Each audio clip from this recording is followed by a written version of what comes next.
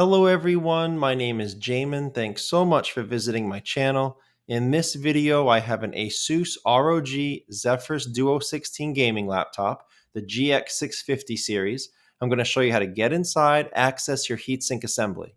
So first thing, power down your computer the correct way. Make sure it's off and unplugged from your charger. We're then going to flip your computer over to access the bottom case screws.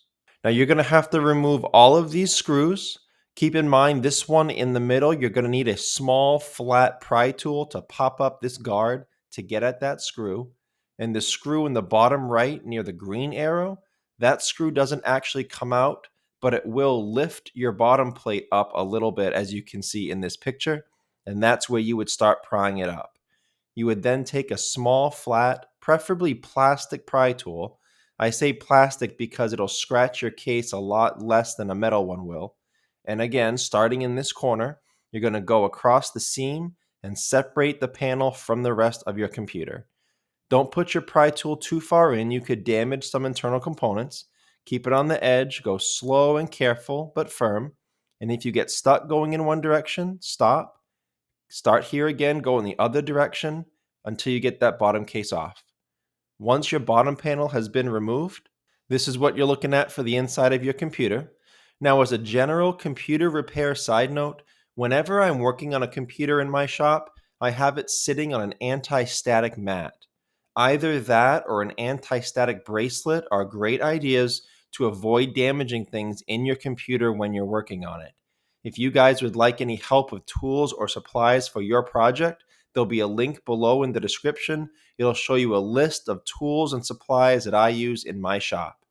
Beneath that link, there will be another link, and that will give you a list of all of the replacement and upgrade parts for this specific model computer. Now, before I touch anything in a computer, the first thing I do is remove or at least unplug my battery.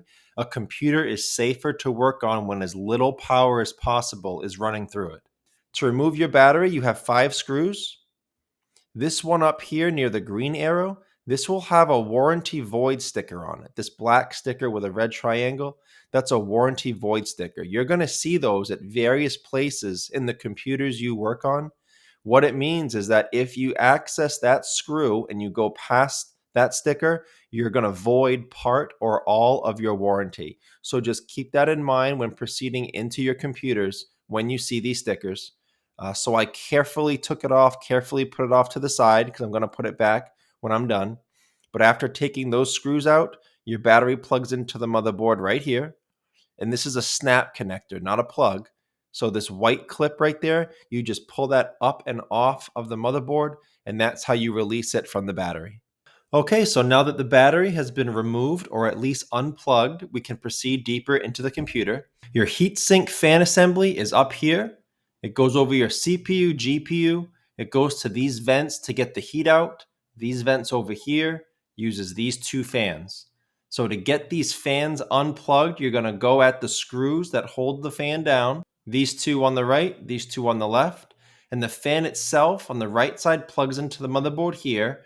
These are very fragile wires. Definitely do not pull on the wires to unplug that. Use your fingernails or a pry tool to get that plug out of its port on the motherboard. Same for this plug over here.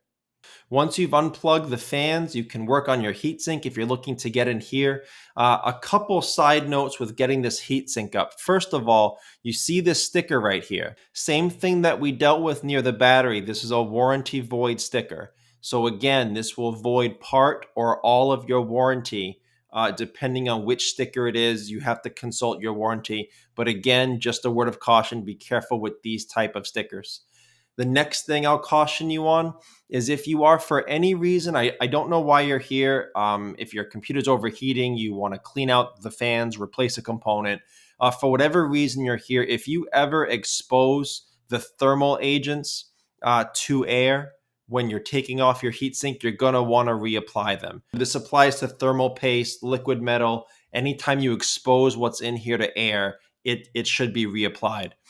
So when you take this off, you have these 4 screws here, these 4 screws here, and this model computer, many of you will have liquid metal instead of traditional thermal paste in your computer. So consult your manual, make sure you know what you have, because if you have thermal paste, you probably don't want to replace it with liquid metal, and vice versa. If you have liquid metal, you probably don't want to replace it with thermal paste.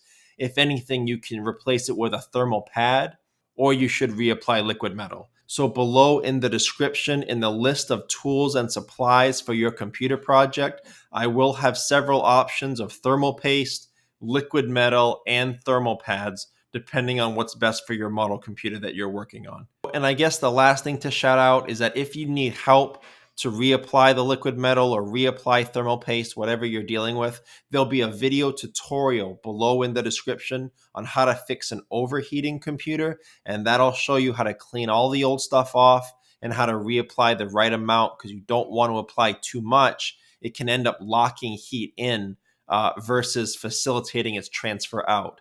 And as far as liquid metal, if you use too much, it could leak out of where it's supposed to be, and you could short out things on your motherboard. So you definitely want to do it right. But that's the video, guys. That's how you get into the Duo 16 and access your heatsink assembly. Thanks again so much for watching. Please remember to like and share if this helped you out, if you think it can help someone else out. And feel free to subscribe if you enjoy DIY computer content like this, or if you just want to keep me on hand to answer any of your future computer questions. I do try to answer all questions throughout my channel at least a couple times a day. Also, feel free to check out the related links section below in the description. From time to time, I do try to add things in there that I think will help you with your general computer life, make it more productive, more enjoyable. So thanks again for watching, everyone. I look forward to seeing you on my next video.